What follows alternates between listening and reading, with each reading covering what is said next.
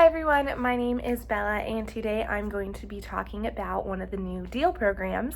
And the New Deal program that I chose and I did more research on is called the Works Progress Administration. This is also known as the WPA. So President Franklin Roosevelt created the WPA in 1935 during the Great Depression, and the main purpose of this program was to lower unemployment.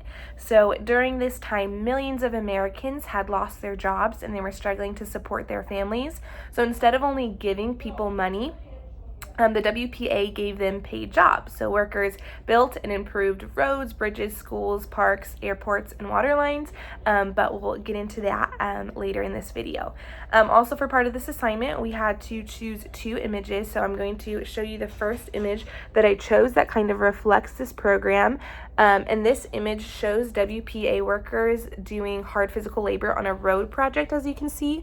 And so I just chose this image because I feel like it helps show how the program worked. The government paid unemployed people to complete projects that the communities needed, and then this allowed workers to earn money while also improving the country.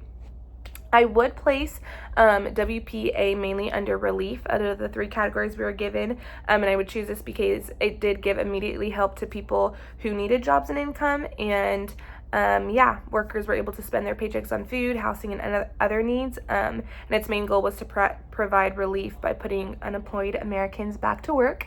Another thing that I learned while doing my research was that the WPA became the largest and most diverse public work program in the New Deal. It employed about 8.5 million Americans before it ended, and the WPA worker improved, it said, 8,000 parks, and built or improved about 650,000 miles of roads I have on my notes here. And so it was just cool because it gave jobs to artists, musicians, teachers, researchers, and women who worked in sewing rooms and school cafeterias. So I thought it was really cool how it kind of just gave opportunities for everybody.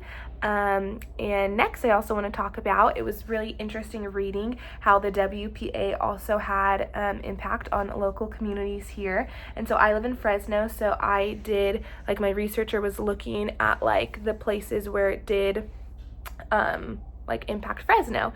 And so that is where my second image comes from. Let me find it. Here is my second image right here, as you can see.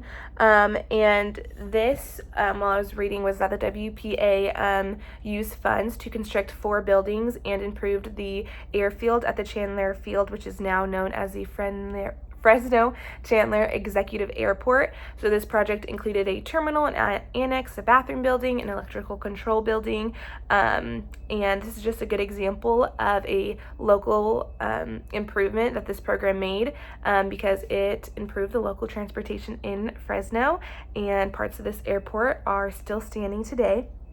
How the WPA ended was it ended as the United States prepared for World War II. So more unemployed people began working in military protection or joined the military, and so then the program officially ended in 1943.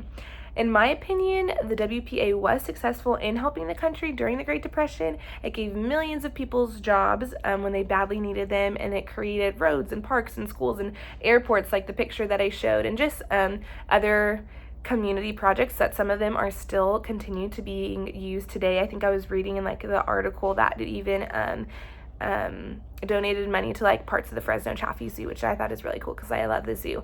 And so yeah, I thought this was a really great program. This program did not permanently end the Great Depression, but even if it didn't completely end it, I do think that it was just successful in providing relief during this time period. So yeah, thank you guys so much for watching, and I hope you enjoyed.